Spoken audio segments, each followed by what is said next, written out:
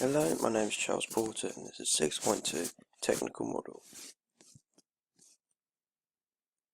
So, in basketball there's rebounding and there's also boxing out. So what is rebounding and what is boxing out? So rebounding is used after a shot.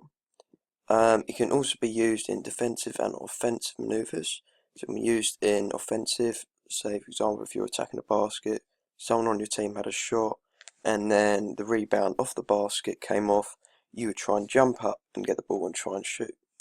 Whereas defensive rebounds are defending the hoop, so defending the shot. So if someone was to have a shot on the other team, you'd try and jump up and deflect it and push it the other way from where the hoop is.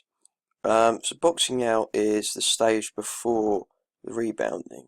So boxing out is where you turn your back against your opponent and you block him away from the basket, try and keep him away from the basket as much as possible. So boxing out comes before the rebounding. After the rebounding has taken place, there's then an outlet pass. So you aim to achieve an outlet pass. It's not always an outlet pass, but you aim to achieve an outlet pass. So which is basically you land and then you pivot, turn around, and you try to find a pass on the wide areas. From there, you can then counter-attack. So counter-attacking play over to the other side of the court and try and score. And yeah, so basically there's a method to this and I'll explain it in the next slide. So on the next slide here we have both a non-experienced player and we have the experienced player. So this one here, this is the experienced and this is the non-experienced player. So if we take a look at the experienced player first. So as we can see here, he's turned his back against the opponent, blocking him away from the basket, and he's got his eyes on the ball to see which way it's heading. He jumps up, gets the ball, pivots, and then passes to the outlet person. So that's the professional, that's the experienced way of doing it. So that's the main way of doing it. That's the right way of, that's the correct way of doing it. And then if we look at the non-experienced player, so he's done the same sort of thing, but if you look closely, he has not jumped to reach the ball, whereas the experienced player has. And it's not that you can't see the outlet pass there as well. So if we look at the stages of boxing out then, and also rebounding. So we have the preparation stage, the execution stage, and the recovery stage.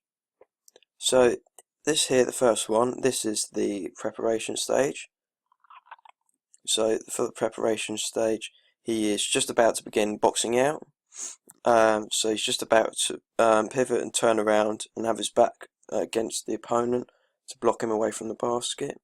To do this, you want to have a wide base of support and you want to have your arms out as much as possible so that you can block the player from running round in either left or right, or either just pushing you out the way. And then for the execution, we have the jump. So the jump to get the ball, to reach the ball after the rebound. And then for the recovery stage, we have the outlet pass. So for the outlet pass, you land, and then you pivot, rotate, and then pass the ball out to a wide position. Also with the execution phase, you really want to jump as high as you can. So you want to create space for yourself, so pushing the opponent backwards, using your bum in some cases, and then so exploding to the ball as it says here. So then here we have the evaluation and comparison of both the non-experienced and the experienced player. So here we have the professional. So he's faced the opponent to start off with. So that's definitely a good thing to do because you want to see where they're looking, you want to see where they're heading, what position they're in. And then he's had his arms behind his back blocking the opponent. So his arms are out wide, making sure the opponent can't run round and intercept. And he has a wide base of support, meaning that he can have more stability when he's about to jump to the ball and when he's blocking the ball as well. He jumps to the ball, so it's makes him able to get the ball, reach it easy. And then obviously the pivot and the outlet pass. So when he lands, he pivots, rotate, and he passes the ball. So with the unprofessional player or the non-experienced, he does face the opponent. His arms are behind the back. His arms are behind his back, blocking the opponent. He has a wide base of support as well, but he did not jump to the ball. So therefore, that could lead him to miscontrol it, or even the attacker to steal the ball off of him. And he did not pivot and he did not outlet pass. So therefore, the attacker can definitely intercept quite easily, as he's in a dangerous position, and also the attacker could then go on to score if he intercepts the pass. So the differences between both. So the non-experienced player, so he did not create not a lot of contact at the start. So if we look back at the start, when the experienced player turned his back and created contact with the attacker. So here, when he created contact there, that basically shows how he's very defensive and he wants the ball more. It puts him in the correct position as well to receive the rebound. So the non-experienced did not create a lot of contact, so the experienced made contact made. So basically, when turning around, so when you're facing the opponent, then turning around, you want to make contact, but not a lot of contact. You don't want to grab them, you just want to make contact with them to push them back a bit.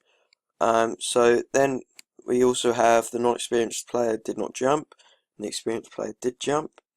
So obviously, as the ball is travelling to the ground, you want to make the jump at that moment. So as it hits the backboard or as it's the hoop, you want to jump to reach so that you can land, pivot, and do an outlet pass. So the non-experienced also did not do an outlet pass, but the experienced did do an outlet pass. So obviously you want to have an outlet pass, but so as soon as you get the ball, when you receive the ball, as you land, you want to pivot, rotate, and you want to look up as much as possible and see if there's a player or if there's an option made by your team to then pass the ball, and then you can, from there on, you can counter attack and go on and score yourselves. So also with the non-experienced player, there was quite a dodgy catch. So as he caught it over his shoulders. Therefore, the offending player, the attacking player, can then, therefore, as he's behind him, he could easily reach for it and grab it off of his behind his head. Whereas the experienced player secured the ball nicely right behind them. If we look back at the video, the experienced player secured the ball as he landed very well. He secured it behind him so that he knew the attacker was behind him, so that he couldn't get the ball. So right there, he ducked down and he secured the ball very well, pushing his elbows outwards.